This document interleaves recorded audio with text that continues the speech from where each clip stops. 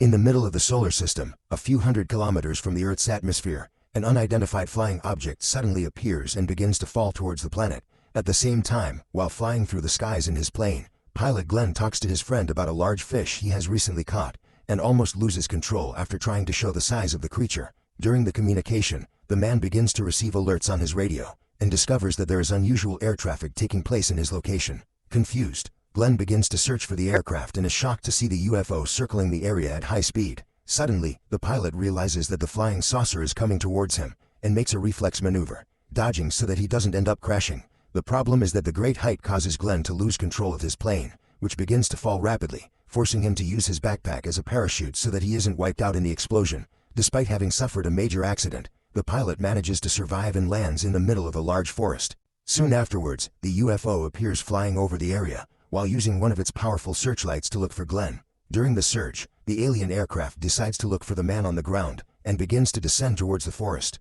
Nearby, in a large country house, Jason is playing with all his toys around his room when he hears his uncle calling for him. After going downstairs, the boy has lunch next to Brett, and is disgusted by the taste of the food, as the man doesn't know how to cook well. At this point, it is revealed that Jason moved in with his uncle after his parents disappeared in an accident, where their bodies were never found by the authorities. Tired of the boy's complaints, Brett reminds him that the couple's vehicle has already been found, so it is unlikely that they are still alive. What's more, he says that if he's so dissatisfied, Jason can be taken to an orphanage. However, the young man replies that this won't be necessary and tells him that his parents haven't been found because the authorities have given up the search.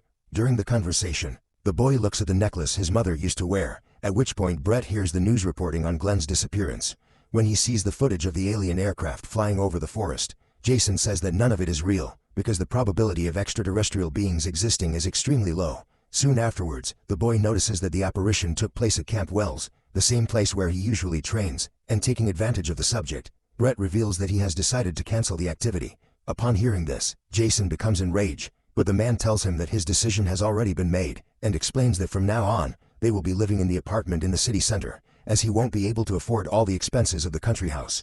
Disgusted with everything he's going through with his uncle, the boy runs to his room, where he starts preparing his backpack to set off in search of his parents on his own. But just then, he sees a bright light in his window. Trying to calm him down, Brett goes into the boy's room, and after explaining that he understands his anger, he says that he can help him look for his parents if that's what he really wants to do. In addition, the man asks his nephew to take out the garbage and come back inside afterwards, so that they can talk before leaving. However, as soon as he goes outside, Jason sees a source of light coming from the forest, and believing that it could be a distress call from his parents, he sets off on his bike. When he arrives at the entrance to Camp Wells, the boy switches on his survival flashlight and starts walking through the forest, trying to follow the source of the light.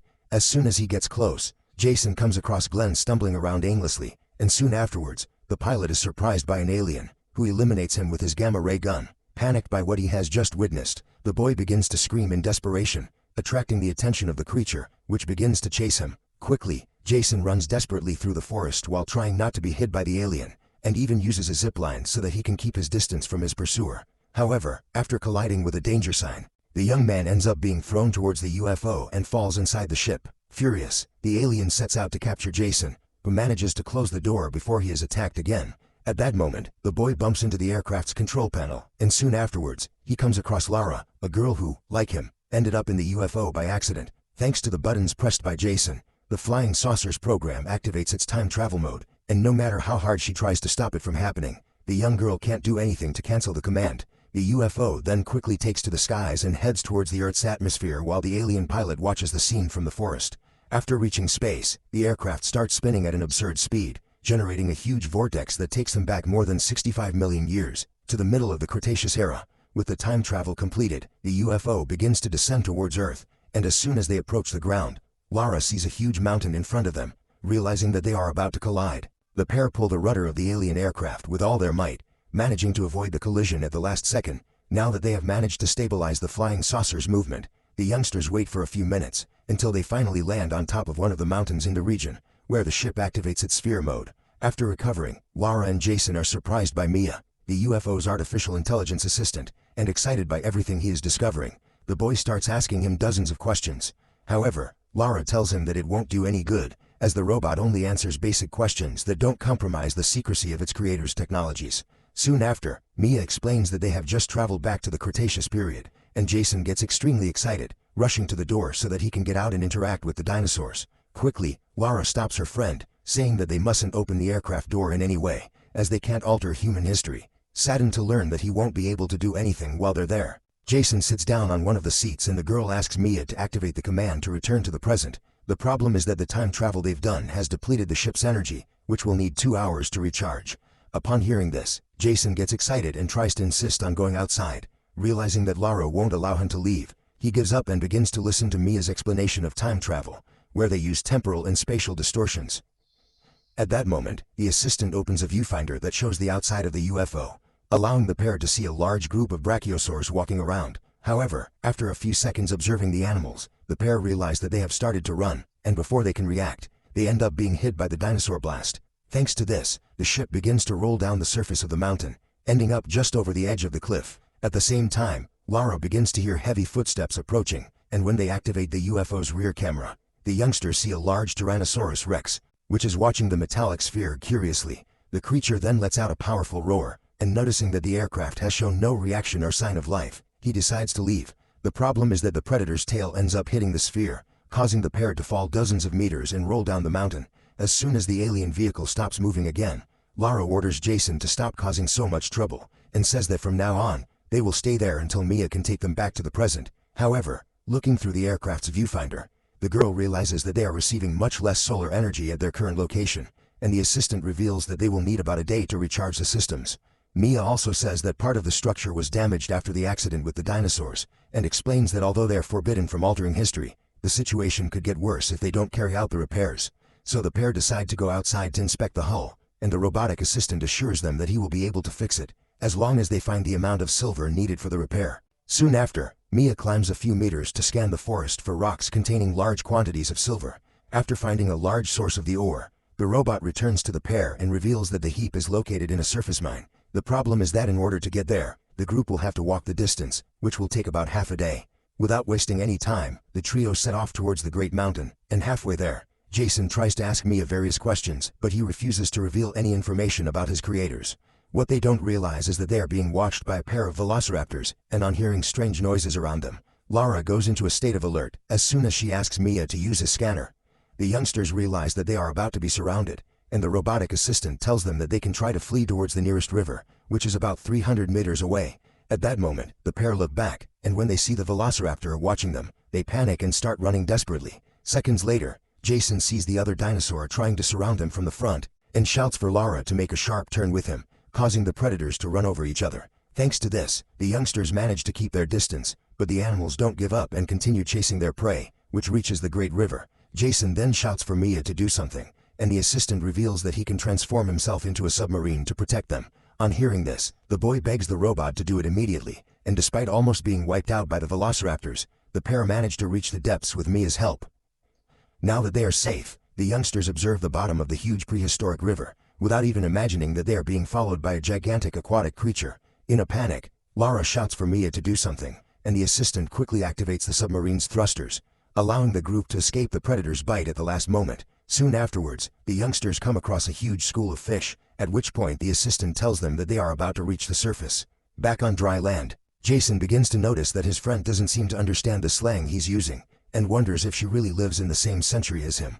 Although reluctant, Lara decides to explain what happened, and reveals that she actually came from the future, about 500 years ahead of Jason's time. Confused, the boy asks how this is possible, and the young woman tells him that she snuck into the aircraft without anyone noticing, but ended up accidentally starting the time travel systems. Lara then reveals that they need to go back to Jason's time, and return the ship to the pilot, who is called an alien by the boy, leaving her friend confused. Soon after, the girl says that she'll probably get a lecture from her family for what she's done, and upon hearing this Jason remembers his parents, and reveals that he lost them after the couple were involved in a car accident. Touched by the young man's loss, Lara mourns the loss of her friend, but the boy remains firm and says it's time to continue the journey. However, as soon as they start walking along the beach, the pair come across a gigantic footprint and begin to wonder what kind of dinosaur it is. Trying to speed up his companion's pace, Mia says that they don't have that much time, and the group sets off towards the great mountain. During their trek through the forest, the pair are surprised by a large carnivorous plant, and Lara pushes Jason to prevent him from being attacked. After falling to the ground, the boy begins to roll to dodge the creature's bites, while the young woman uses a large tree branch to strike it. Soon after, the carnivorous plant removes Jason's backpack with its mouth, allowing him to free himself. The boy then realizes that the creature was smelling the pizza, which he had kept in his backpack to eat during the search for his parents. Now that the monster is distracted, the trio run away, and Jason doesn't even realize that his cell phone has fallen to the ground in all the confusion. Hours later, the group finds a cave and decides to camp there so that they can continue their journey the next day. However, Jason is unable to light a fire, and to help him, Mia fires his laser beams at one of the sticks. With a heat source build-up, the young people sit down to rest for a while, and noticing that her friend seems to be looking at something on his necklace, Lara asks what it is. Jason then replies that it's a necklace containing a lucky gem that belonged to his mother. Soon after, the young woman tells him that her mother is always traveling for work, and thanks to this, she ends up being alone for long periods of time. At the end of the conversation, Jason decides to give his lucky necklace to his friend, who says she can't accept the gift, but he insists, saying that she needs it more than he does. At that moment, the boy looks up at the stars and notices a large glow standing out among them.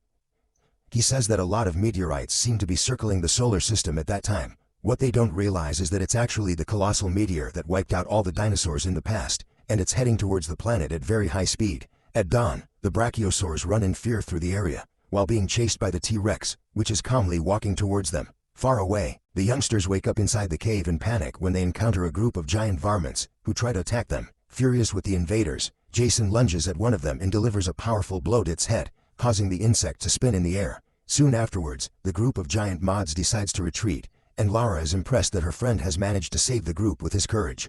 Excited, Jason says that this is what friends do, and walks to the exit of the cave to look at the landscape. As he does so, the boy sees the huge meteor approaching the atmosphere, and realizes that they have been sent to the exact day of the dinosaurs' extinction. At this point, Lara starts to ask why Mia hadn't said anything about it, and the assistant tells him that he was just following mission orders. After hearing the answer, Jason is confused and asks what mission he's talking about. Lara then tries to keep the secret, but Mia reveals that when the boy was about to embark on the Odyssey, she ordered him to keep the identity of the mission a secret.